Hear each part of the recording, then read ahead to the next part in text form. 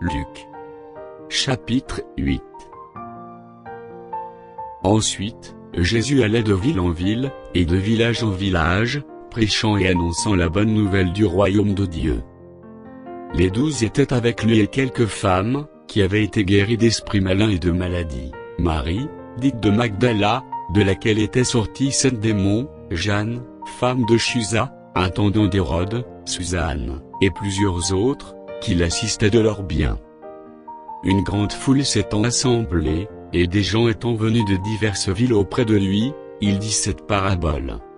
Un semeur sortit pour semer sa semence. Comme il semait, une partie de la semence tomba le long du chemin, elle fut foulée aux pieds, et les oiseaux du ciel la mangèrent. Une autre partie tomba sur le roc. Quand elle fut levée, elle sécha, parce qu'elle n'avait point d'humidité.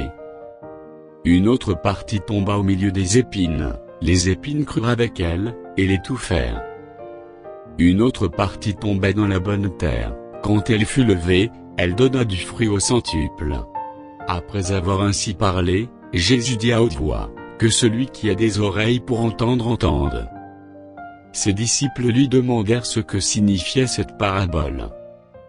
Il répondit, il vous a été donné de connaître les mystères du royaume de Dieu, mais pour les autres, cela leur est dit en parabole, afin qu'en voyant ils ne voient point, et qu'en entendant ils ne comprennent point. Voici ce que signifie cette parabole. La semence, c'est la parole de Dieu. Ceux qui sont le long du chemin, ce sont ceux qui entendent, puis le diable vient, et enlève de leur cœur la parole, de peur qu'ils ne croient et soient sauvés.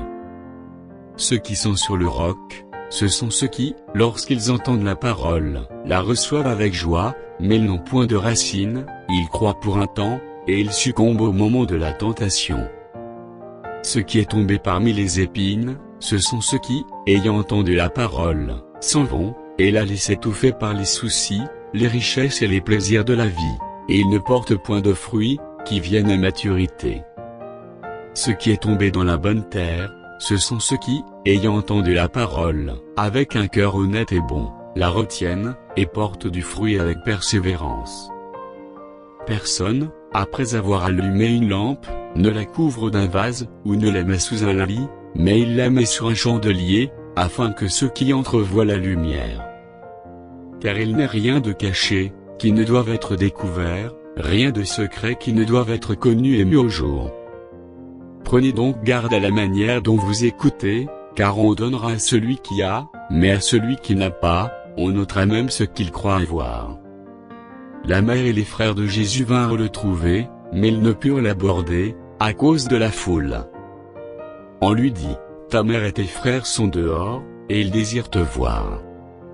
Mais il répondit, ma mère et mes frères, ce sont ceux qui écoutent la parole de Dieu, et qui la mettent en pratique. Un jour, Jésus montait dans une barque avec ses disciples. Il leur dit, passons de l'autre côté du lac. Et ils partirent. Pendant qu'ils naviguaient, Jésus s'endormit. Un tourbillon fondit sur le lac, la barque se remplissait d'eau, et ils étaient en péril. Ils s'approchèrent et le réveillèrent, en disant, Maître, Maître, nous périssons. S'étant réveillé, il menaça le vent et les flots, qui s'apaisèrent, et le calme revint. Puis il leur dit, où est votre foi?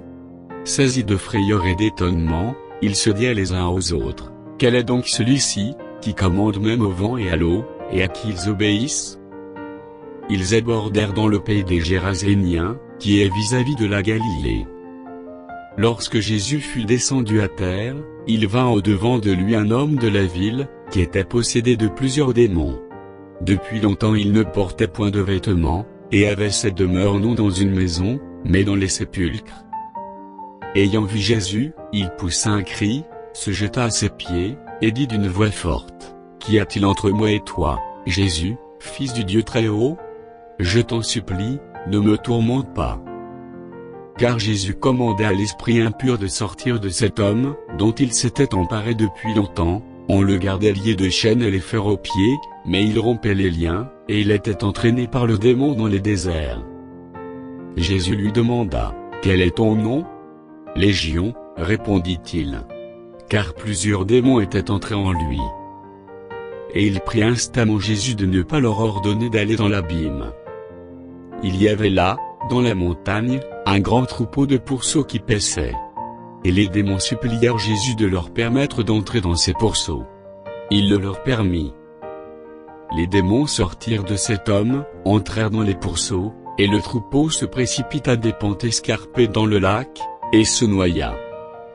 Ceux qui les faisaient paître, voyant ce qui était arrivé, s'enfuirent, et répandirent la nouvelle dans la ville et dans les campagnes. Les gens allèrent voir ce qui était arrivé. Ils vinrent auprès de Jésus, et ils trouvèrent l'homme de qui étaient sortis les démons, assis à ses pieds, vêtu, et dans son bon sens, et ils furent saisis de frayeur. Ceux qui avaient vu ce qui s'était passé leur racontèrent comment le démoniaque avait été guéri. Tous les habitants du pays des Géraséniens prièrent Jésus de s'éloigner d'eux, car ils étaient saisis d'une grande crainte. Jésus monta dans la barque, et s'en retourna. L'homme de qui étaient sortis les démons lui demandait la permission de rester avec lui. Mais Jésus le renvoya, en disant : « Retourne dans ta maison, et raconte tout ce que Dieu t'a fait. » Il s'en alla, et publia par toute la ville tout ce que Jésus avait fait pour lui. À son retour, Jésus fut reçu par la foule, car tous l'attendaient. Et voici, il vint un homme, nommé Jairus, qui était chef de la synagogue.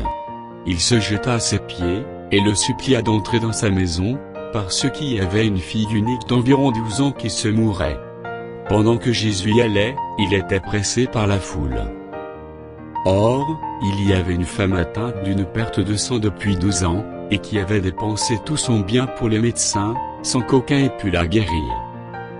Elle s'approcha par derrière, et toucha le bord du vêtement de Jésus. Au même instant la perte de sang s'arrêta. Et Jésus dit : « Qui m'a touché ? » Comme tous s'en défendaient, Pierre et ceux qui étaient avec lui dirent : « Maître, la foule t'entoure et te presse, et tu dis : Qui m'a touché ? » Mais Jésus répondit : « Quelqu'un m'a touché, car j'ai connu qu'une force était sortie de moi. » La femme, se voyant découverte, vint toute tremblante se jeter à ses pieds, et déclara devant tout le peuple pourquoi elle l'avait touché, et comment elle avait été guérie à l'instant. Jésus lui dit : « Ma fille, ta foi t'a sauvée, va en paix. » Comme il parlait encore, survint de chez le chef de la synagogue quelqu'un disant : « Ta fille est morte, n'importune pas le maître. » Mais Jésus, ayant entendu cela, dit au chef de la synagogue : « Ne crains pas, crois seulement, et elle sera sauvée. » Lorsqu'il fut arrivé à la maison, il ne permit à personne d'entrer avec lui, et si ce n'est à Pierre, à Jean et à Jacques, et au père et à la mère de l'enfant. Tous pleuraient et se lamentaient sur elle.